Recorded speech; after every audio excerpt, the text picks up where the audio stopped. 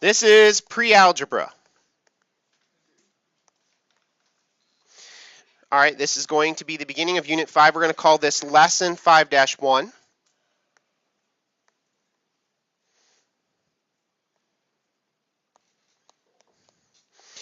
And this lesson deals with decimals, fractions, and percents, mostly looking at them in terms of percents. All right, so we're just going to go ahead and label it decimals, fractions, and percents. Okay, so that's what we're dealing with today. Can anyone tell me what the name of this chapter is? All right, your book should be open at this point. Okay, your book should be open. Yes, Reagan? Applications of percents.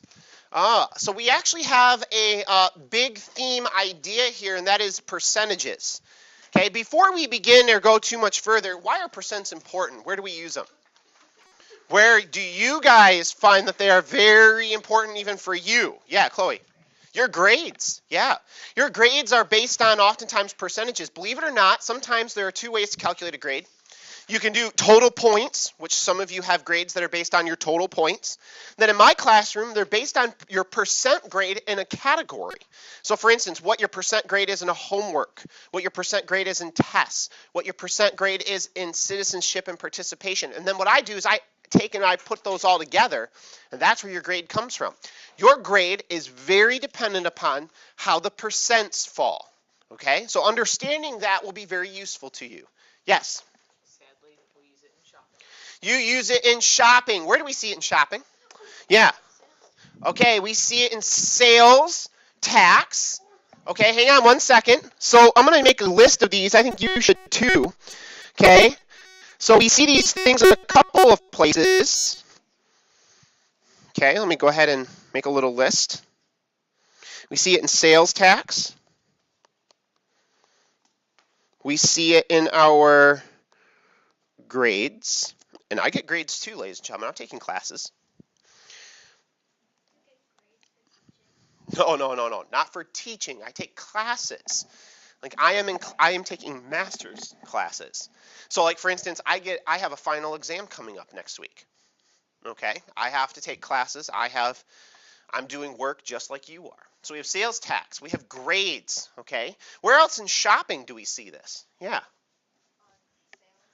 Like on sales themselves, like 50% off, clearance sale today. Okay, so yeah, we see this in terms of sales.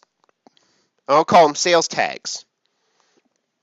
So something might be 50% off or 30% off or 25% off, 5% off sales price, 5% off the regular price. Okay? So we see sales tax, grades, sales tags. Okay? Where else do we see percent? This might not be as useful, or you might not see this as often, but yeah. Okay, on a chart. When we monitor a market, okay, what I mean by that is the economy.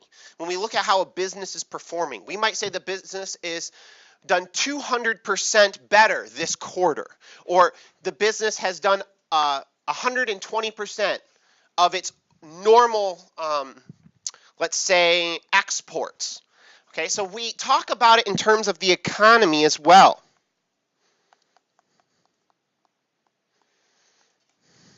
The economy. Yeah, Chloe. Oh, tips. Absolutely, tips. Okay. It used to be that you would tip how much? Does anyone remember? Yeah. Like 15%. Believe it or not, the standard was 10. Okay, now that's really low. Okay, people can't make a living on 10%. So 15 can become kind of the new standard.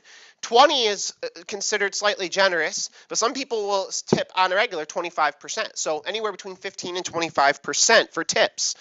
Okay, so we have 15 to 25%. Okay. When we talk about sales tags, we might be talking about a 50% off sale. Okay, that's pretty awesome. People love 50% off sales. Businesses don't. They lose a lot of money. But sometimes they have to move merchandise, and so they put a huge sales ticket on there, and people rush in even if they don't need it, and they buy it up. All right? Like Black Friday. Exactly. Sales tax. Interesting thing about sales tax, ladies and gentlemen.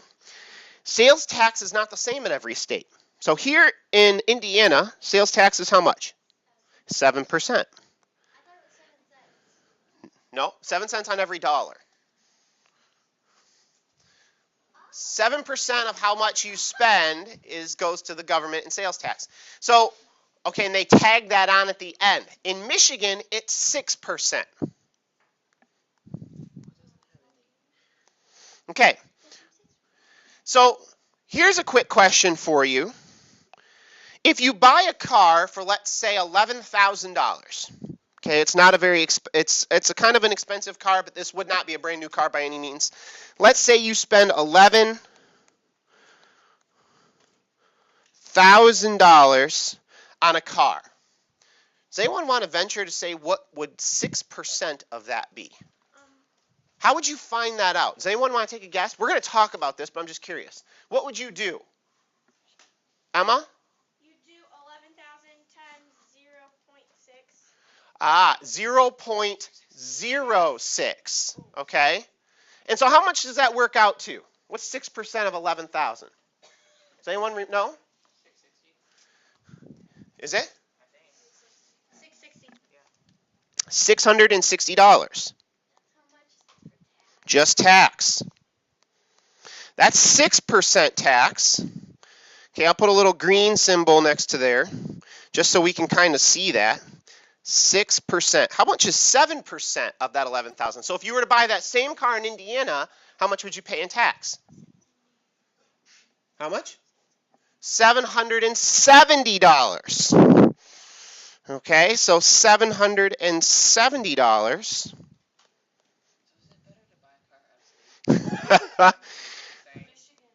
I'm not going to say one way or the other where you would buy your car, but you pay almost $110 more in tax if you buy it in Indiana versus buying it in Michigan. I don't know. You could do your research, but Michigan has a pretty low sales tax. Some states are even more than 7%. Okay, so it just depends where you buy it. Kind of depends. Now, if I'm not mistaken, they might charge you the sales tax of the state you live in, just so you know. But I can't remember exactly how that works. But I know if I were to go over into Michigan into the grocery store and buy potatoes, okay, I would pay maybe a penny less in taxes. Because you bought your Canada van. I did buy a van that was from Canada, but that's besides the point. Okay, so Canada has incredibly high sales tax. What's that? What if you have a house in Michigan and in Indiana? Well, in that case, then they would probably just charge you at the counter where you're at, or wherever your driver's license is from. It depends, I think. What if you have 2 driver's licenses? I won't say that I know enough about it. Normally what happens is I just buy where the deal is. Yes, Grace. Okay. So where does the sales tax go? And does it go to the government? No, sales tax is a state tax, so it goes to the state. And so the state uses that for a variety. Every state uses it differently, but it's part of the state income. Okay? So property taxes and sales taxes go to the state. Then normally where the federal government gets their taxes is in our income. That's where a federal income tax. Property taxes are very different. For instance, where I came from in Michigan, property taxes were about $32,000 to $4,000 a year. Here in Indiana, where I'm living now, they're $900. So it's just different, okay? It's just different. There were places around my school where I was working where the property taxes were $7,000 a year, okay? So just some places up near there are 10 times more than what I'm paying now. It's for the area you live in. Okay, we need to move on. If you live in a garbage dump, you don't have to pay property tax. Well, you probably have to pay a lot of property tax. Typically speaking, the more populated an area is. Well, I don't think a garbage dump is populated. No, that's a good point. Typically speaking, it's on the quality of the area. All right, but you'd probably still have to pay a property tax even if you lived in a garbage dump. Okay? All right. Let's take a look at our beginning examples here. We needed to write the following fractions or decimals as a percent. So I'm going to go ahead and write these out. Mr. B, what about hobos? Shh. All right, couple of things. Percents have rules, okay? The rules are when we design percents, we design them to be out of a total of what number? 100, right? So when you see a percent written as a fraction, the denominator is always what? 100.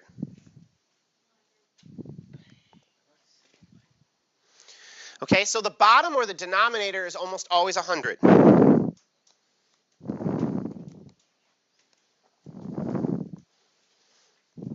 Okay, that's the first thing you should understand about percents. The second thing, and we see this in the fractions too, or in the decimals too. Take a look at this decimal answer from, or this decimal problem from the board. 0.31. If you were to write that as a fraction, that's what?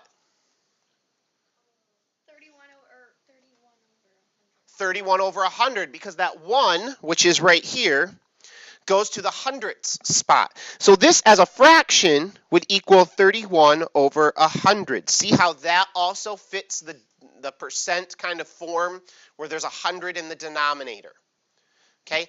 Any decimal that goes to the second place is going to have 100 as its denominator. Now, I'm going to just kind of show you what a weird one might look like. Okay? Let's say that we had the following. Let's say that we had the following. 0.7. Does that go 2 places past the decimal? Yes. No, it doesn't. What can we do? Yeah, Grace? You put as many zeros as you want at the. Yep, that's great. Well, we want to go how many? Grace, not as many as we want. We want to put enough to get us to 2 places past the decimal. So how many zeros would I add at the end of this? Then you put 1. I put 1. I put 1 0 in there. Now this is what fraction? How would I write it?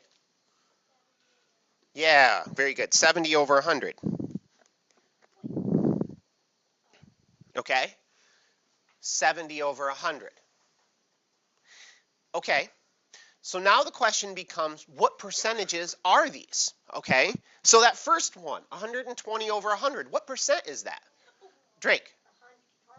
Yes, sir. Very good. It's 120%. How about 31 over 100? Yeah. 31%.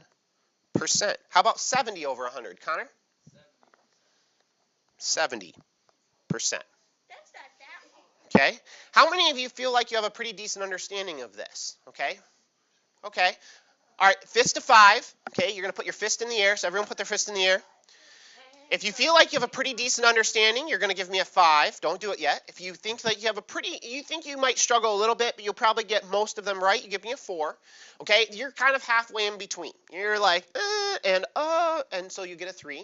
Okay, and then you're like, yeah, what is this percent thing again? That's a 2. And then 1 is like, where are we? Okay, that's a 1. Okay, so how many, what do we think? 5, 4, 3, 2, 1. Go ahead, let me see. Okay, Bo's confused. All right, not too bad. Put your hands down. Oh, man. All right, question, Erica. Shh. You're right. So, for instance, that's not the same one that I did on the board. Okay? The other one on the board here, 7 over 100. Okay? And 0.64 and 0.82. Okay? 7 over 100 is what percent, Emma? 7%. It's just 7%. Now the question becomes, ladies and gentlemen, how would you write it as a fraction? Or not a fraction, sorry, as a decimal. How would you write it as a decimal? Chloe? 0.07. Ah, very good. You'd put 0 point, and then we have to put that 0 in there to push it to the 2 places past the decimal, or the hundredth spot. Okay? What about 6.64? What do we got here? What percent is that? Chloe? Yeah, it's going to be 64%. And how about 0.82? 0.82. Connor? For the 0.82, I want it as the percent. Yeah, 82%. That's excellent. Yes. Now, let's go to the fractions. How would 64% look as a fraction? How would that look as a fraction? Bo Behrman? Yeah, 64 over 100. And 82% as a fraction. Yeah, Connor. 82 over 100. I do need to draw your attention to something here, though, before we get too far. And that is that oftentimes when percents are written as fractions, Jaden, are they always in simplest form? No, they're not. We write them over 100 so we can easily see them as a percent. But Drake, can these two fractions on the right-hand side, can they be simplified?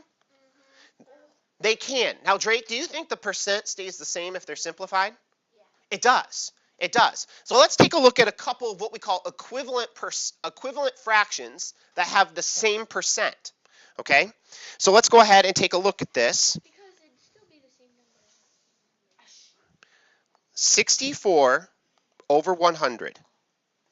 If I divide top and bottom by 2, what does that become? Yeah. All right, 32 over 50. And if I divide top and bottom by 2 again, what does that become? Yeah. 16 over 25. 16 over 25. Now, I will tell you that this cannot be simplified any further. However, if you were to take and actually divide these, okay, so you were to take 64 and divide it by 100. If you were to take 32 and divide it by 50, and if you were to take 16 and divide it by 25, what do you think the decimals would be? Drake? Yeah, 0.64. They would all be 0.64. Let me go ahead and write this in red. 0.64, 0.64, 0.64. Right now on a calculator, would you please do that? I know. I told you we're not going to use calculators, but I want you to try this.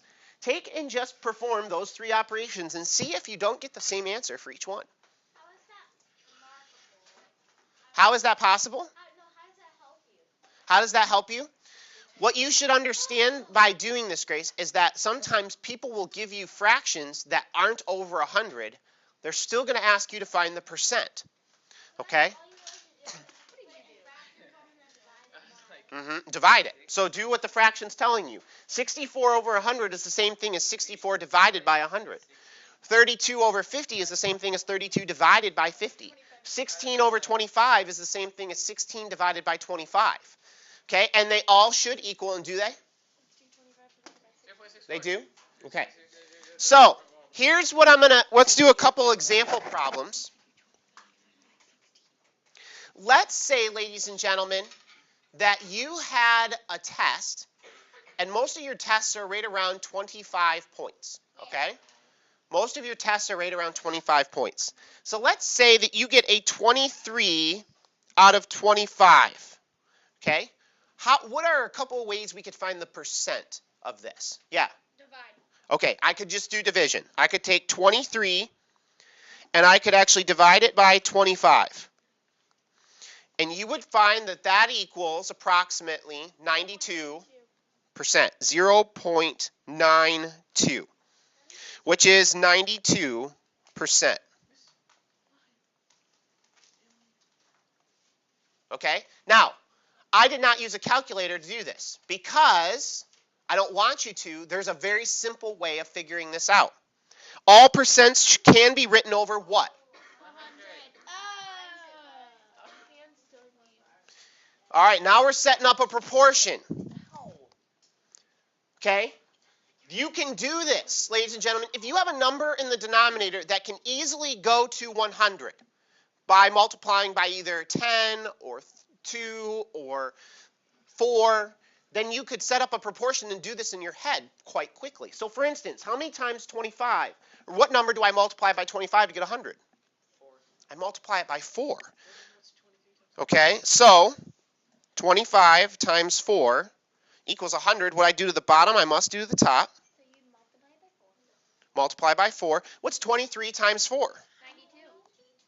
Well, It's pretty simple. 4 times 3 is 12. Regroup. Carry the 1. 4 times 2 is 8 plus 1, 92. Do we just use our calculator? There's going to be questions on your test where I won't let you use a calculator because I want to see you do this. I want to see you do this. I want to see you create a proportion. Okay? Well, then in that case, I won't give you a problem like that. No, I will only give you denominators that probably have 25, which you multiply by 4, 50, which you multiply by 10, which you would multiply by 10, denominators that have a 2, which you'd multiply by 2 times 20 is definitely not 100. 2 times 50 gives you 100. I think you can do some of these quickly in your head. Would you stop slapping me? Hey, that was the first time I slapped you. Stop hurting me. Without using a calculator, what percentages do you think these would be? Without using a calculator, what percentages do you think these would be?